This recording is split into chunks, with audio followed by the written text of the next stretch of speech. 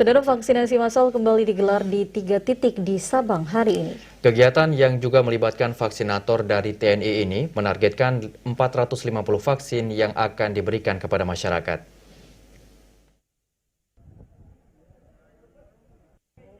Sebanyak 450 vaksin ditargetkan akan diberikan kepada masyarakat pada 3 lokasi di Sabang, Kamis pagi. Sejumlah tempat yang digelar yakni halaman kantor BPKS Kota Sabang dengan sasaran 250 orang, RSALJ Lipori sebanyak 100 orang, dan Puskesmas Cot Bau sebanyak 100 orang. Vaksinasi di halaman kantor BPKS sendiri dilaksanakan oleh personel TNI AU yang bekerja sama dengan Dinas Kesehatan setempat.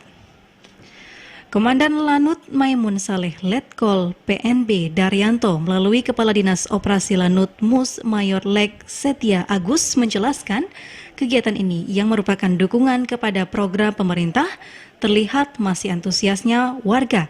Kendati begitu, vaksinasi diutamakan bagi warga yang belum menjalani vaksinasi dosis pertama oleh TNI Angkatan Udara di Pacific Plaza beberapa waktu lalu. Kami mewakili Komandan Lanut Maimun Saleh dalam kegiatan vaksinasi yang kedua ini. Kami diperintahkan oleh Komandan untuk melaksanakan di BPKS. Dari Kepala BPKS sangat mendukung kegiatan ini.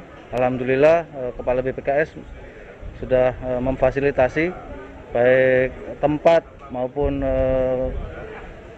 kebutuhan yang lainnya seperti perlengkapan dan sebagainya. Sementara vaksinator merupakan kerjasama antara TNI Angkatan Udara dari Satuan Radar dan Dinas Kesehatan setempat.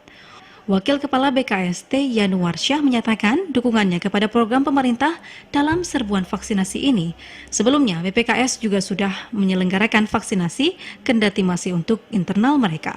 Sebagai lembaga pemerintah, tentu kami berkewajiban untuk mensukseskan program pemerintah, yaitu melakukan vaksinasi untuk segenap masyarakat kita, masyarakat Indonesia, dalam rangka untuk pencegahan dan meningkatkan imunitas dalam menghadapi pandemi COVID-19 ini.